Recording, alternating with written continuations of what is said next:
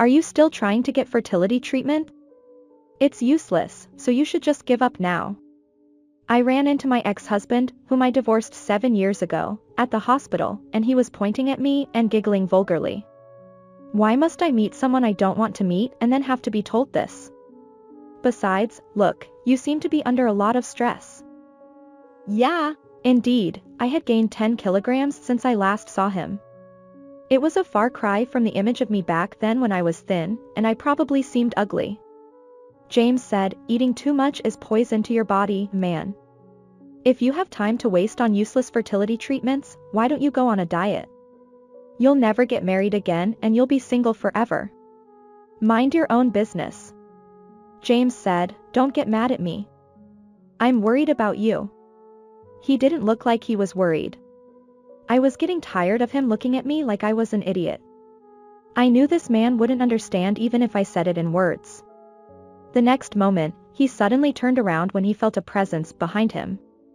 When he realized what the presence was, he suddenly started shaking and shaking. James said, "Are you Kathy?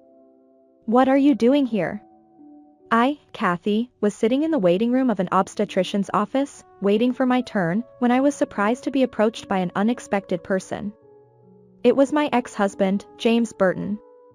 It was the first time we had seen each other since our divorce 7 years ago, and he looked so different that I didn't recognize him at first. Although he was only 37 years old, he had gray hair and dark circles under his eyes, and looked tired. When I couldn't speak to him because of his transformation, he opened his mouth again with a condescending smile on his face. James said, "Are you still trying to get fertility treatment? It's useless, you should just give up now." With that, he started giggling and laughing vulgarly while pointing at me. The sharp stares of the other people around me fell on him. He didn't seem to understand that I was saying things that should never be said in a hospital, or even anywhere else for that matter. I responded, amused by the ridiculousness of the situation. "We're not doing fertility treatments anymore. For the most part, you might have been the reason we weren't able to have children." James said, "What? I've told you many times that's not possible. It's all your fault that we couldn't have children." He retorts to my point by raising his voice even more. I remembered that I had been like this right before we divorced. We got married 10 years ago, and for the next 3 years until we divorced, it was a story that kept repeating itself. He had the old-fashioned knowledge that infertility was caused only by women, and he assumed that it was my fault that we could not have children, and we always fought. I don't know if it was a long time ago, but now that science has advanced, I'm sure there are plenty of tests that can be done. I sigh that nothing seems to have been done by the looks of it. My ex-husband, oblivious to my sigh, continued his statement. James said, "Damn, if it were true, I was going to have 3 or 4 babies, but it was a terrible misfortune." Selfish as ever. Apparently, after all these years, his thinking has not changed. He is the eldest son and was born into a family blessed with children for generations, so he thought it was natural to have 3 or 4 children.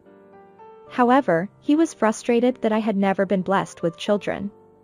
But I was frustrated, too. Now I thank God I didn't have your child. Even if I had, I don't think you would have been able to raise a child with love. James said, "Don't make assumptions.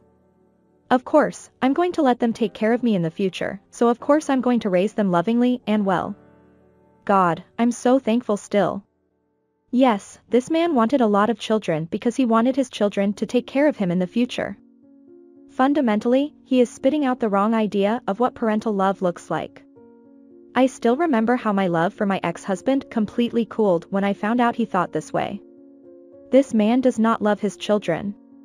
He is a lonely person who only thinks in terms of his own gain and loss. After I realized this, I became so sick and tired of being held by this man that my marriage was in ruins. Then a short time later, he cheated on me and got the other woman pregnant. I cried in frustration when he told me that I was the reason for his infertility. It was not long after that the divorce was finalized. "Oh, by the way, are you still seeing that woman?" James said, "Yes, of course. And she's pregnant again. I'm here today for a checkup, which is a far cry from you not being able to have one." I had heard through the grapevine that he had married the woman with whom he had an affair after my divorce. I was honestly surprised that she was still married to such a man. James said, I mean, really, there's no point in you trying to get fertility treatment, no matter how much you try. Look, you seem to be under a lot of stress. Oh, this? He pointed at my big belly and laughed. I had certainly gained 10 kilograms since the last time I saw him. Apparently, he thought that my fertility treatments were not going well and that the stress of the treatments was causing me to overeat. James said, eating too much is poison to your body. If you have time to waste on fertility treatments, why don't you go on a diet? Mind your own business. Don't get mad at me. I'm just trying to look out for you. Oh, yeah, he didn't look worried at all. The corners of his eyes are down and the corners of his mouth are up. I was fed up with him looking at me like I was an idiot. I was sick and tired of it, so I decided to tell him the truth. I remarried 6 months after your divorce. I have a child with him in my belly. I am pregnant. When I told him this fact, he was silent for a while, his eyes fluttering and blinking. Apparently, he couldn't seem to get his head around it. After a while, he would argue with me in a shaky voice. James said, Hey, what are you talking about? There's no way you can get pregnant. Don't try to cover up your weight gain with a lie that's so obvious. Why should I lie about it? I'm actually pregnant. James said, No, you can't be. There must be some mistake. He was upset and ranting about my pregnancy, and I was listening in amazement. In the midst of this awkward atmosphere, a shadow approached me and a 6-year-old boy hugged me. Mom, who is this guy? This man is an old acquaintance of your mother's. He hugged me. I give a straightforward description of my ex-husband to Sam, the child who hugged me. My ex-husband, the person in question, could not hide his confusion at the sudden appearance of my son. Whose child is that? You didn't listen to me? He is my son. I almost lost my temper, thinking that he had not been listening to me all this time.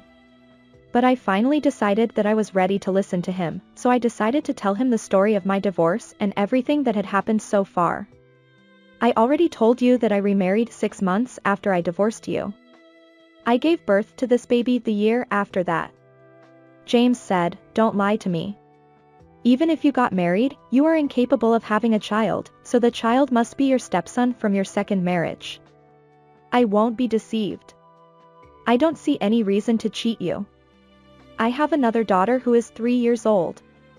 My baby is 8 months old, and I'm going to be a mother of 3 when it's born. That's a lie. This is all your fantasy.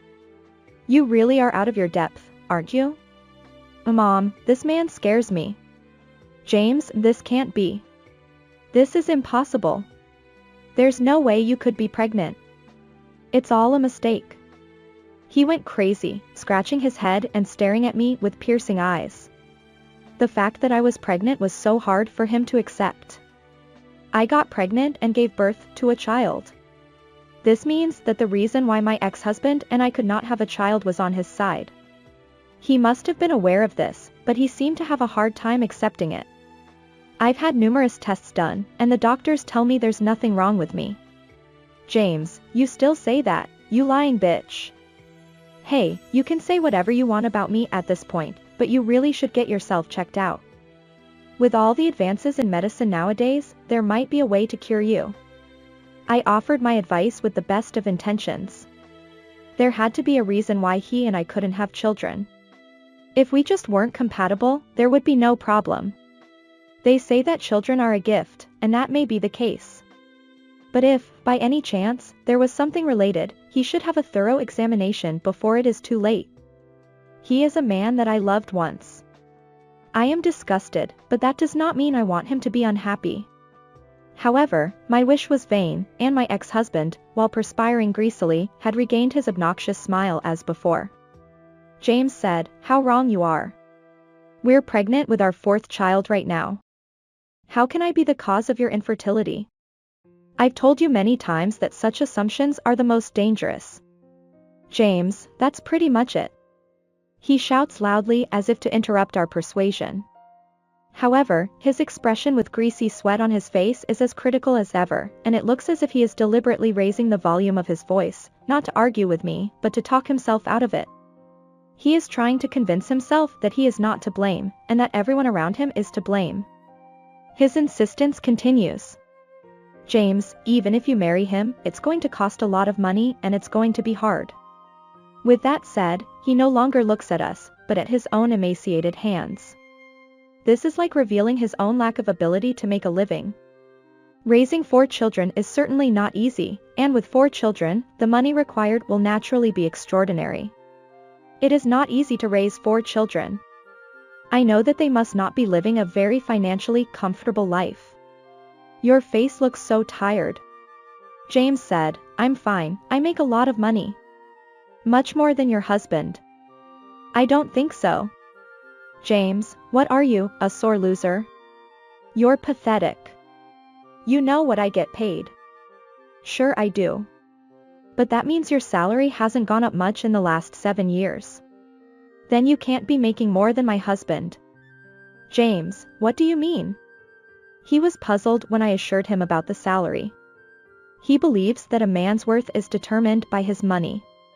In other words, he wants to mount some nonsense that he's a great guy who makes a lot of money, and that he's better than your husband.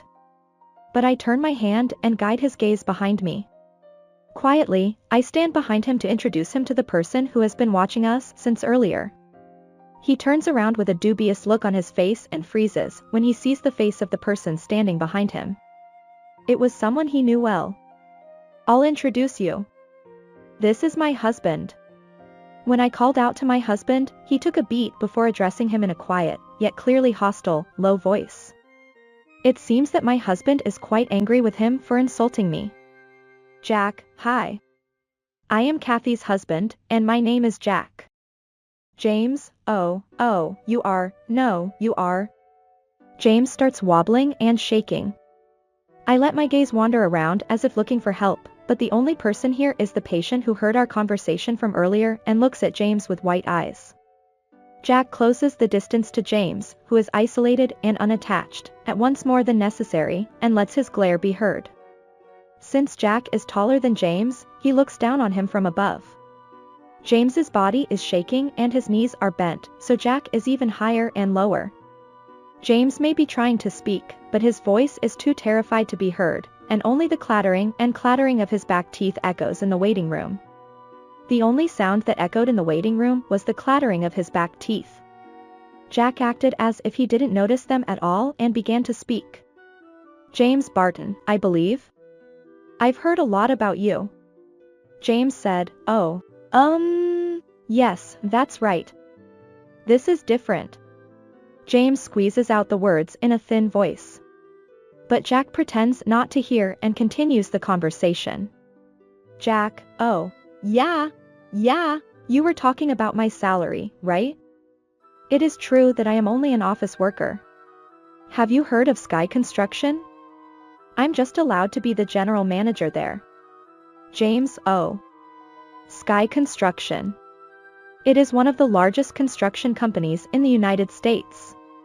Even though Jack had never spoken to James directly, he was well known to everyone in the industry. When James heard the name of the company, he finally couldn't stand up and fell on his buttocks. Jack, you are shaking. Do you have a cold? I remember I heard that you work for Salt Construction. You must be tired from your field work. Take it easy. Salt Construction is a subcontractor of Sky Construction, where James worked. Even though it was a subcontractor, it was a large company, and the pay was not bad, something James was proud of.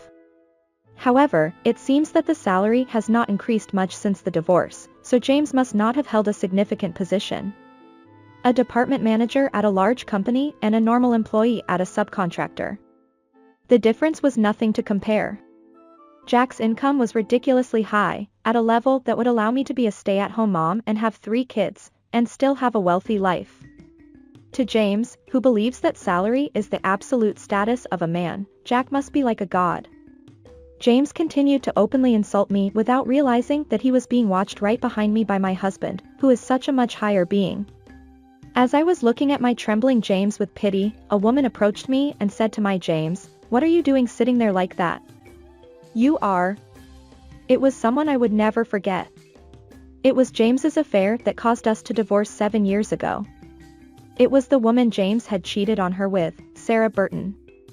Sarah said, "Oh, it's you. It's been a while. Hello."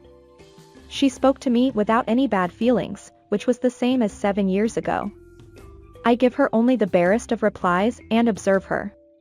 Her long, well-groomed blonde hair is tousled and her smiling face is certainly a beauty. However, I could see that she was wearing heavy makeup to disguise the deterioration of her skin when I looked closer. And as I shift my gaze downward, I notice that her belly is distended. It is apparently true that she is pregnant.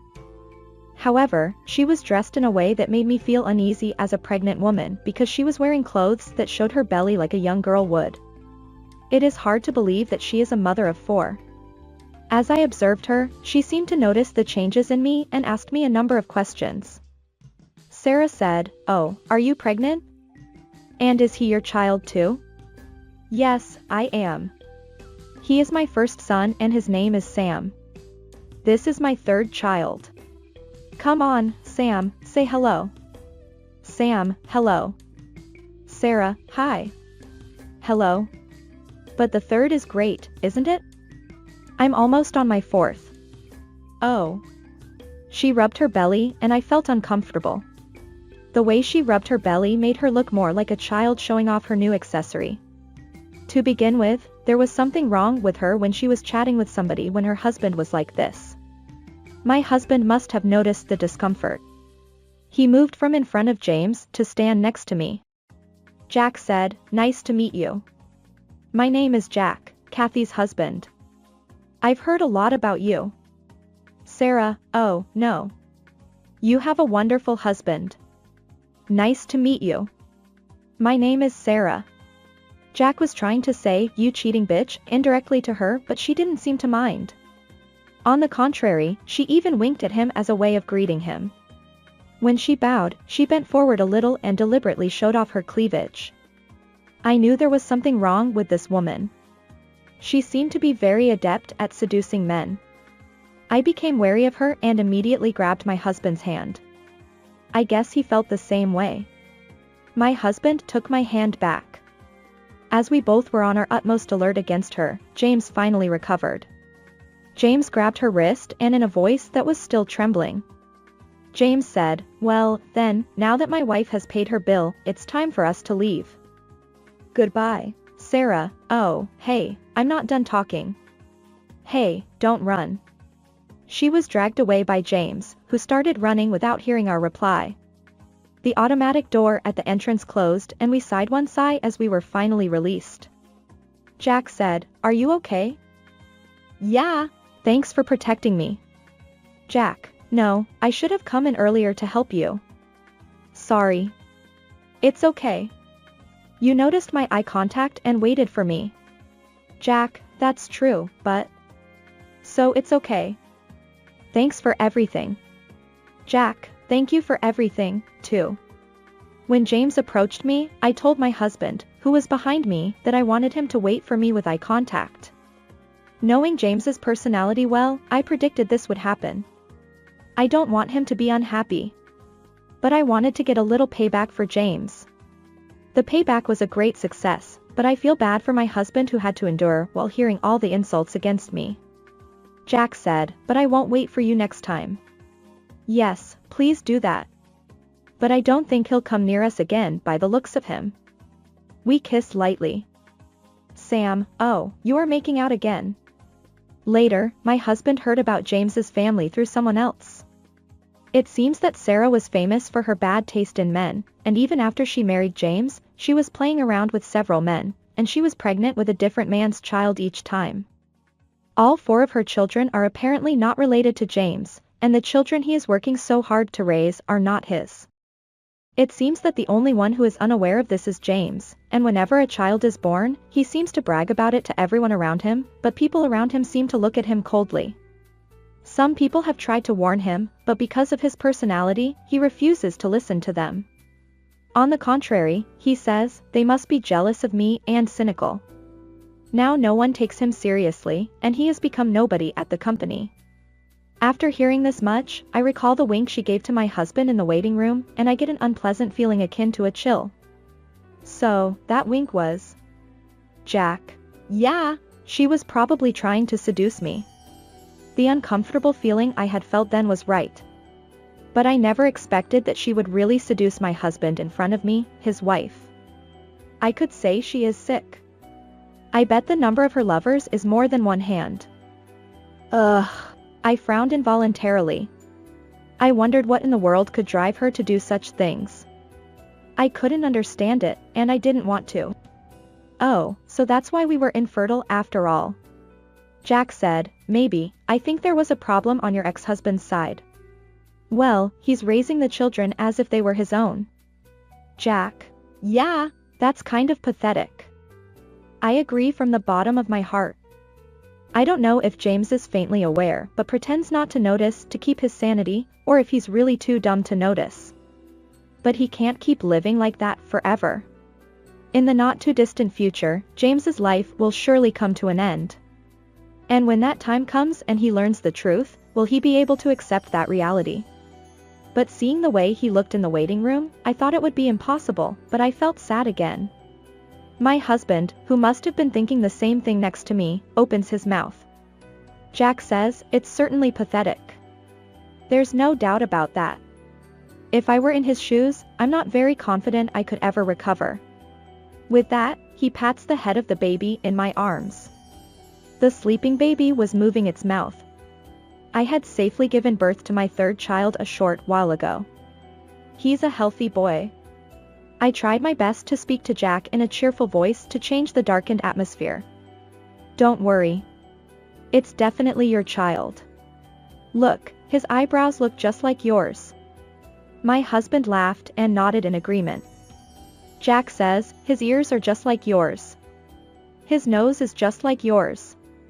Jack, his mouth looks like yours. His fingernails are like mine. Jack, no, his nails look like mine. We whisper to each other so as not to wake the baby. He's definitely our little darling. I wonder how he will grow up.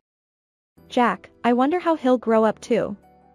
We both laugh and watch the child's sleeping face. The atmosphere is quiet, yet gentle. I am truly happy to have met this man. I wish to make him and the children happy. Because he has given me so much happiness. I love you. Jack, I love you too. We brought our faces close to each other's and kissed gently.